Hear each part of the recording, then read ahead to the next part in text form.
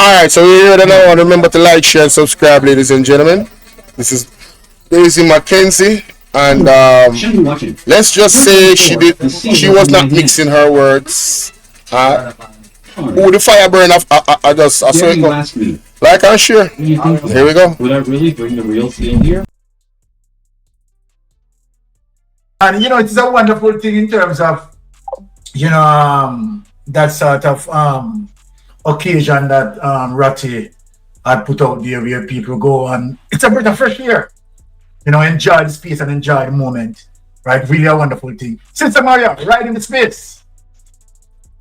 Yeah, as we close out, thanks for, having me on the program, and it's always good to be on this platform with Ratty and Melting Pot and Pinky and Mystic and everybody in the chat who make the time every Tuesday evening to come and share and talk about the issues that are affecting Jamaicans at home and abroad, And what I'd love to say to the Jamaican voters as you go into this election, stop voting for personalities. Stop selling your votes for $5,000 in a box food. Because when you start to show that you vote for that $5,000 in a box food, and after you have allowed these people to come into your communities and turn you against your neighbor, when they're finished with you, they leave you there in the mess that they helped to create. And they're going back to their gated communities. You can't go there to see them. So don't allow them to come into your communities and destroy your communities. It's already destroyed. It's already broken. So don't let them further destroy it. And what you have to understand is that you can have different political views.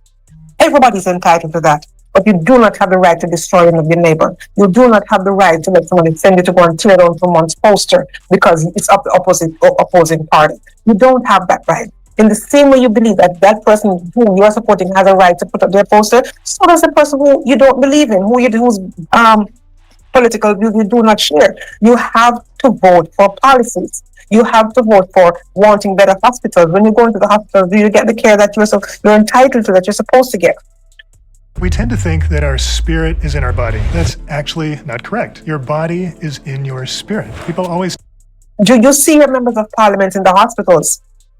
Do you see any minister of government in the hospitals? The same hospitals that you are going from sitting on a bench. Do you see them sitting beside you? What about the schools? Are they sending their children to the same schools that your children go to? What's the quality of the education? And you have to look at those things and look at policies and ask them, what have you done? Where are the skills training, the vocational training for those students who did not make it academically? Because not everybody's going to do it academically. I gotta pause, Daisy right there. All right, she just made an excellent point. The schools that you go to, do you see the politicians sending their kids to the schools that you go to? Are you seeing the politicians, and I'm talking about everybody, PNP or JLP, do you see the politicians in those sending their kids to those schools? Why? If those schools are supposed to be of high quality, why is it that their kids are not there? Do you see politicians sending their kids or themselves to the hospitals that you go to? Are they going there when they have a broken bone? Are they going there when they have this? And some people might say, well, that's a bit of a stretch, Bolo. No, it really isn't, It's not really a stretch, If those entities had the quality, right, in terms of healthcare, those politicians will be going there and their kids will be going there in terms of education as well. But there's levels to this. All right, what they do is they send their kids overseas, and when they want to do an operation, they go overseas because they can afford to do it. So watch, the point she's making is, ladies and gentlemen, is that when you are voting, you vote for policy, not personality. What do you want to see improve in your community over a 5-year period? Who has the right policies and plans in place to make that happen for you? That's what you should vote for. Stop the tribalistic political foolishness. Oh, I'm a Crip or I'm a Blood and I'm going to represent for this. It's not a gang and it's not supposed to be a gang. But you guys are operating like you are a gang. And I've been said this. You'll never see me at a rally. You'll never see me at no rally with no side. If they have the right policies in place, I'm going to vote for them. But you're not going to see me at no rally. Because I'm not representing no gang. I'm not representing no color. You'll never see that. I'm telling you, I'm an independent mind, an independent thinker. I'm looking for what is best for myself and the entire Jamaica. And the policy that, like I told before, the policy that I love is the rent-to-own initiative. And the rent-to-own initiative, the majority of Jamaicans are entrepreneurs. And the rent-to-own initiative should resonate with the majority of Jamaicans. Because most of us is in that space. You have farmers, right? You have people working at street. You have hustler, you have eagler, you have man, we are craftsman. We can do mason work and tiling and plumbing and all of them something there. Those people can't really go to the bank to get a loan. If they say they want to pay down on a mortgage and a house or nothing, them can't do it. You understand what I say?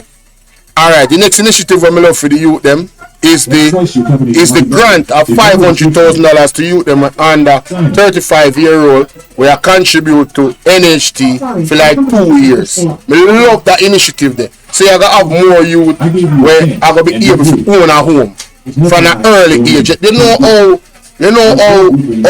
great that is. We have more young people owning them own homes so they can start their own life and start their family the right way. Have a roof over their head for their youth. Them things that we need. Those are the things that we need. So that are the policy we me have vote for. That the policy that me want. I want to see more young people in that space there at a very, very young. I wish that policy was in place when I just came out of high school, because I would have definitely gotten one of them. Gotten that $500,000 and I would have definitely owned probably 2 properties already. Real talk. Because you see the startup money for actually pay down for the first money for the house, and that are the not problem. That are the problem. I tell you, that are the problem. It doesn't mean that they lack the ability to get skills training or vocational training. You have to invest in the young people. And you have to look at how this government has been treating young people. Mothers, fathers, sisters, brothers, aunts, uncles, nephews, and cousins. You have to stand up for your fellow young person. How many of them have been killed by the police since the year began? What kind of a country allows that to happen? And when, going back to what Chuck said about there's no corruption, even the United States Department came up and spoke about the corruption that is happening in Jamaica. It's a known fact.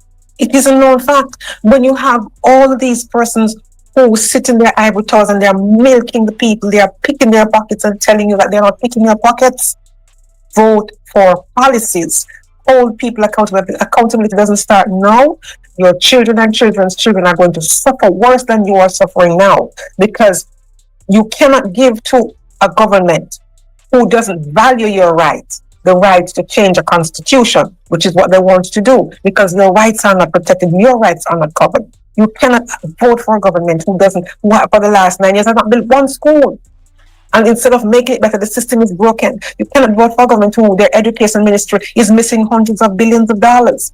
Their healthcare ministry is missing hundreds of billions of dollars, and there are no investigations. You have to look at the people, and you cannot vote for a government who have persons in their spaces who are offering themselves up for political office, who are under investigation for illicit enrichment, and they're telling you that you do not have the right to know who these people are. You have every right to know. And if they don't tell you, do not vote for them. And that includes the Prime Minister, whose statutory declarations are yet to be certified. On top of that, to add insult to injury, he took the Integrity Commission to court and said, you need to remove the clause that talks about illicit enrichment. Why would you want to vote for someone like that? This person who set up Richard's arm, who built 6 stalls, poor people. He set up, it was a dark day, and you cannot sit in the parliament with him. This man, Richard Hassan, did not benefit. I did not get $1. What he did was for the persons in need. And Colonel Charles said, yes, not Integrity Commission. Embarrassing. He needs some milk. Are yet to be certified. On top of that, to add insult to injury, he took the Integrity Commission to court and said, you need to remove the clause that talks about illicit enrichment. Why would you want to vote for someone like that? This person who set up Richard Hassan, who built 6 stalls, poor people. He set up, it was a dark day, and you cannot sit in the parliament with him. This man, Richard Hassan, did not benefit. I did not get $1.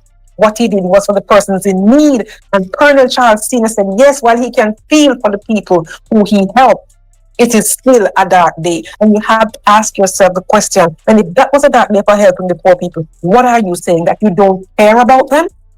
That helping them is a crime? So it's a crime to help poor people? Giving out one house and cutting one ribbon here is not helping the people? Giving one person a donkey help, one person fixing the road helps a community? Stop letting them use you. Stop letting them abuse you. It is high time you tell them to keep their money.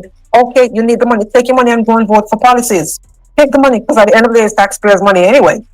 And don't let them come and talk about they are doing this for you. It is taxpayers' money doing taxpayers' thing. And if you want to look at a good policy, look at what Mayor Swebe is doing in Kingston. And look at what the mayor of Montego Bay.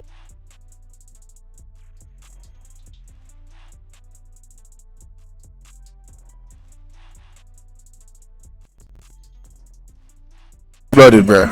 Cold-blooded.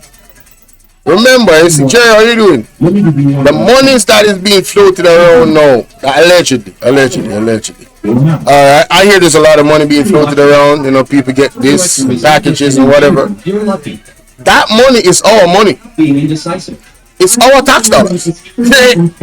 Yo, you got it. That's some pimp mentality for you to give me my money as if you're doing me a favor so I can vote for you. That's cold-blooded, bro. That is cold. Do you see the psychology in that? Do you see this? You see how crazy mentally that is? And you guys are so happy for the t-shirt with the money in it and whatever they're doing. And you don't understand, they are using your own resources. You pay taxes. You work, you buy stuff. You pay taxes, and they're using your money that you give to them to bribe you with it so you can vote for them. That is some cold ass shit. And I'm not saying the PNP never did it. I don't know, because I don't be following the politics a long time. But anybody that did that, that is some cold ass shit, bro. We gotta wake up, bro. We gotta wake up. Ain't no way. Anybody doing that in 2025? Yeah, take the money and vote for policy. Straight up. Real talk. Real talk. Tell me that you are not going to vote for somebody who is putting your best interest first. It's not going to be perfect, but it can be better. Corruption is not new, but it's the worst that it has been. And it's the most disrespectful administration that anybody has come across. From the Prime Minister on down, no man has no respect. Only when they want your vote, that they are penitent and they're quiet and they're humble. The minute they get your vote, they turn on you and they'll tell you that you do not know more than them. And you're not in a position, you ought not to question them. They know more than you. It's you gave them the job. They didn't give you a job. So you have the right to fire them. Did you know that you can call your soulmate into your life right now? Here's how. All right. I mean,